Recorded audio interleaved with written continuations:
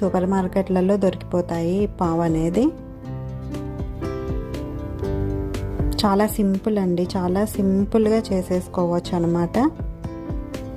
చూడండి, ఇప్పుడు స్టవ్ పై పెనం పెట్టుకొని దానిపై కొంచెం ఒక 1 or 2 teaspoons వరకు బటర్ వేసుకొని, ఎక్కువ కూడా అవసరం లేదు, వీటిని మనం జస్ట్ దానిపై ఫ్రై చేస్తాము అంతే.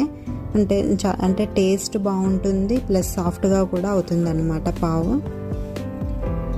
ఆ విధంగా మనము వాటిని టర్న్ చేసుకుంటూ ఫ్రై చేసుకుంటాం.